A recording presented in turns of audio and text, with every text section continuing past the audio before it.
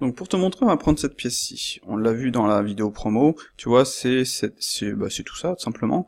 On a une pièce avec un super résultat, comme ça, qui est nickel pour faire un rendu.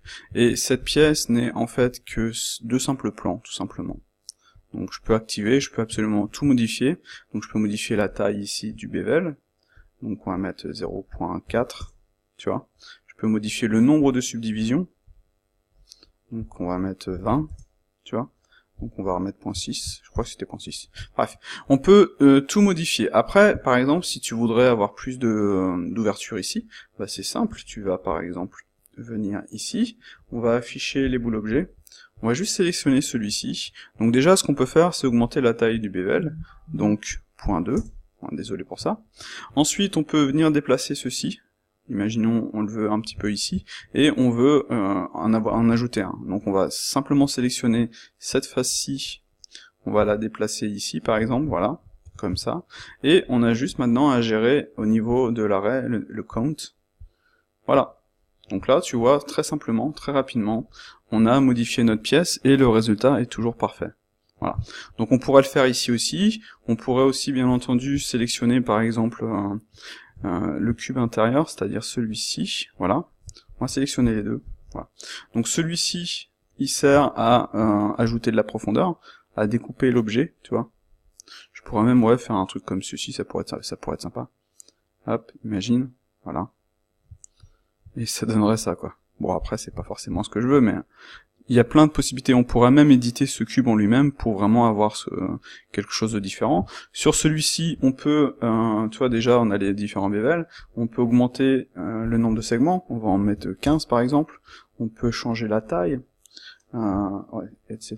Donc là, avec le width, je peux l'agrandir, je peux le diminuer. Tu vois, on a vraiment un contrôle total, et on a le second bevel ici. Donc là, je pense que j'ai pas assez de subdivision sur celui-ci. Donc je vais en ajouter, ça va nous donner ce résultat-ci. Ce qui veut dire, c'est que si je cache les overlays, tu vois, je vais avoir quelque chose, soit comme ceci, soit avec plus de subdivisions. Bon, là, j'ai un peu abusé. Hop, voilà. Et j'ai quelque chose de vraiment nickel. Là, par exemple, sur celui-ci, on le voit qu'on n'a pas assez de subdivisions, donc par exemple, on va sortir, on va afficher les overlays, on va juste sélectionner l'objet qui ne sert de booléen, voilà. Je vais sélectionner les deux juste pour te montrer, boum. Donc sur celui-ci, tu vois, on a un certain nombre de subdivisions.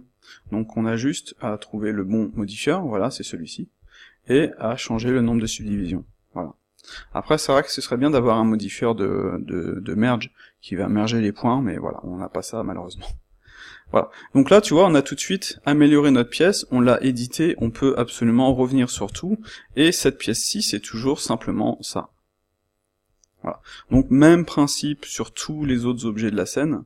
Si je prends celui-ci, ce n'est qu'un cube, tout simplement. Voilà. Je peux modifier autant les boules objets que l'objet en lui-même. Je pourrais par exemple ajouter un gros bevel ici si je voulais, etc., etc. Même chose pour tout ce qui est à l'arrière. Cette pièce-ci n'est qu'un simple plan.